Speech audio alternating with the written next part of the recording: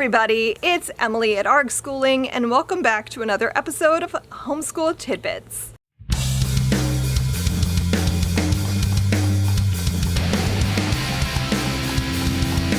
This is going to be a little bit different. This is a different format. I think I'm going to do a little bit more of a chatty homeschool tidbit. So if you're not familiar, Homeschool Tidbits is where I share my experience as a longtime homeschooling mother of 4 children, 3 of whom have graduated and 1 who has graduated from college. I have, like I said, 4 children. My oldest daughter is 23. She'll be 24 this summer. And I have twins who are going to be turning 21 next month. And my youngest just turned 14 back in March. So my kids are all growing up or grown up, and I have been having a lot of big discussions in the recent months. And it's made me really want to sit down and do a chatty video because I don't know, I feel like the majority of what you see people talking about homeschooling and parenting in general is about younger children. And that's great because, you know, when you're in that stage of life, you need that. Like, there's a lot to be like thinking about and worrying about and discussing when you're talking about young children. But I also think it's really important to talk about the teen years and even beyond that because, you know, we're all going to get there eventually.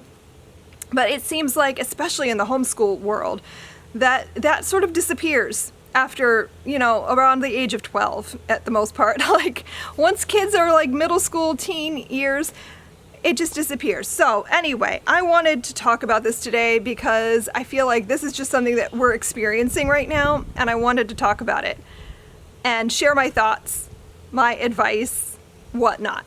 How does parenting adult children change? That is the thing we've been thinking and talking a lot about lately. Like I said, my oldest is 23. My twins are 21 soon, and like, it's different. So the biggest difference, I think, is that we are no longer in charge. And I know some people will argue that you're never really in charge. There's a whole unschooling faction of like letting your children decide everything. And while I do agree with some of that, I've always been a tinge on the child-led spectrum. I've always also been like there to stop them when they're doing something they shouldn't, you know, to give my assistance when they need it. I'm there for them when they're growing up. When they are now adults, there's a shift.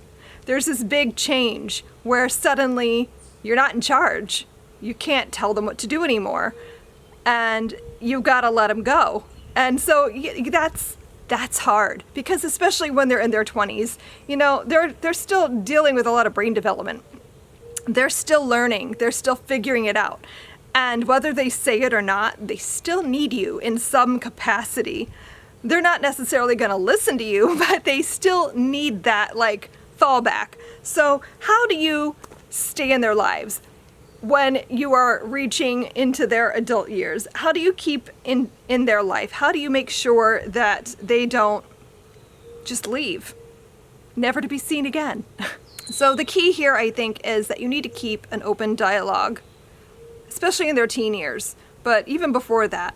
I want it always to be a safe place for my kids. I wanted them to always feel comfortable coming to talk to me. I wanted them to always know that I am a judgment-free zone and that they could come to me with anything. And I've been lucky, I guess you could say, that my kids have all been very play it safe types. They've all been very like easy in their teen years, especially. Like, my oldest had some drama just with various things, but nothing serious, nothing where I needed to like be worried about her. And so like, I think building that relationship in their like tween and teen years will go a long way towards making that relationship last into their 20s and beyond. But the big thing, I think, is to keep your judgments to yourself. I think if you get too judgy with their decision making, they're going to stop coming to you. They're going to stop wanting to tell you things. They're not going to want to risk it. So even when they're making bad decisions, even when they're making choices that you don't agree with, you have to be okay with it. You have to be okay with sharing your thoughts, sharing your advice, telling them what you would do in that situation, and being okay with them going, that's nice for you, but I'm going to do this instead. Like, I don't know, me as a teen, I made terrible decisions. Like, I was a mess. And I didn't listen to anybody. I've always been the kind of person that, like, I'm going to do things my way. I don't care what anyone else says. If you want to tell me what to do, I'm absolutely going to do the opposite. I've tried really hard not to, like, put that on my kids and give them plenty of opportunity to, like, figure things out on their own. And I think that's really helped. I think making sure they know that I'm there to help with advice, but that they don't have to take it. It goes a long way, I think, to making them feel comfortable coming to me. That's not to say that I'm okay with that all the time. Sometimes it's really hard. Sometimes my kids make choices that I can see being bad. Like, I know that choice isn't gonna work.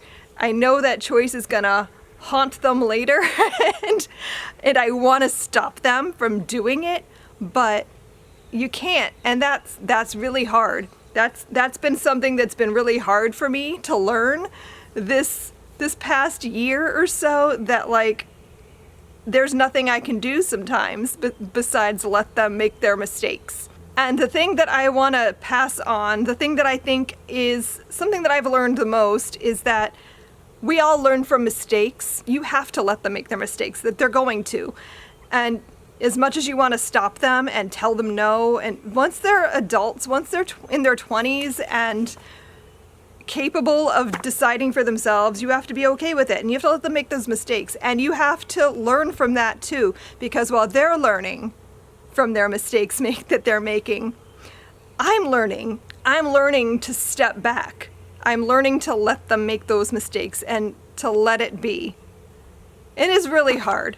It's so hard as a parent to watch your child make mistakes, and I'm not talking like terrible things. I'm talking about just like little things that you know is maybe not the best choice for them, but they're gonna do it anyway.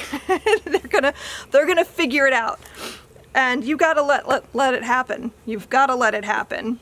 And I think if you've given them a good childhood, if you've given them a safe place, if you've given them a lot of love, the big mistakes won't be dangerous mistakes. They'll just be life lessons.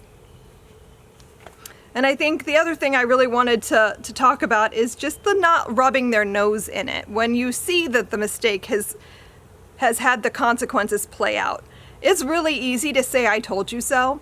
It's really easy to be like, well, if you'd listened to me, then this wouldn't have happened. But, you know, they don't need to hear that. I mean, think about it from your perspective. How do you feel when somebody's like pointing out your mistakes that you've made and telling you what a bad choice you made? And, you know, that's not helpful. That doesn't do anyone any good, honestly. Like, when they've made a mistake, they know. They know they've made the bad choice. They know that they're experiencing the consequences, and that's enough. I don't need to tell them. They're already aware. So I don't know. When you're talking about adult kids, I want to always remind myself and remind other people that think about it from your perspective. How would you feel in this situation if your parent was hassling you constantly about doing this, doing that, doing the other? Like, I didn't want that anymore. When I was in my teens, let alone in my 20s, I was ready to go on and make my own choices and live with those consequences, and they need to be too. So, I don't know. I feel like the big thing I want to talk about really is just learning to let go and learning to know when to be quiet and when to let them do the talking and let them do the decision making. And yeah, those are the big life lessons I feel like I'm learning right now and that my kids are learning right now. And yeah, you love them. You gotta love them wherever they are and love them through those mistakes and let them know that, you know, you're always gonna be there. There's a thing that's been going around on Instagram the last little bit talking about you have 18 summers, don't waste them. And you know, yeah, once they're 18, they can move out, but they don't necessarily do that. I have one kid that I don't know that he's ever gonna move out, and that's fine. I want my children to know that we're here for them and that we're a safe place and that I'm never gonna like kick them out. I don't want them to feel like there's a moment where that's gonna come where I'm gonna just give them the boot, because I don't really feel the need to do that as long as they're happy and healthy and doing things. And talking about that, you only have 18 summers. No, you don't. Like, some parents probably do. If you're judgy and mean and you're not giving them choices and letting them make their own mistakes, and you're one of those kind of parents, then yeah, you only get 18 summers, because your kids are gonna leave and they're not coming back. I know, I didn't want to go home after I left. Like, if you feel like you're constantly being judged and you feel like you're constantly being babied or parented, even when you're old enough to make your own choices, then yeah, you might only get 18 summers. I think if you've always had an open dialogue with your kids, if you've always been a comfortable, judgment-free, safe place to be, if you've always been there for them, then you're gonna have plenty of summers into their adult years. They'll bring their kids to you, you know, you're gonna have lots of time, because it's not like parenting ends 100% when they turn 18. That's such a weird thing to say. I don't know. Your adult children still need you. They just need you in a different way. They need you in a different capacity. They need you to be an ear, so they have someone to talk to and bounce their thoughts off of.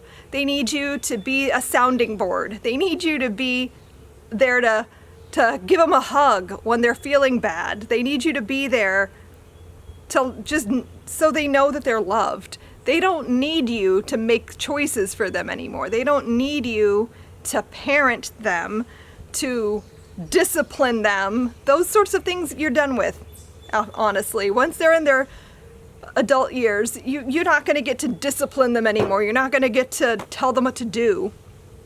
But you're definitely still going to be a part of their life. So yeah, embrace that. They become friends when they're adults, and that is such an awesome thing. Like, I don't know.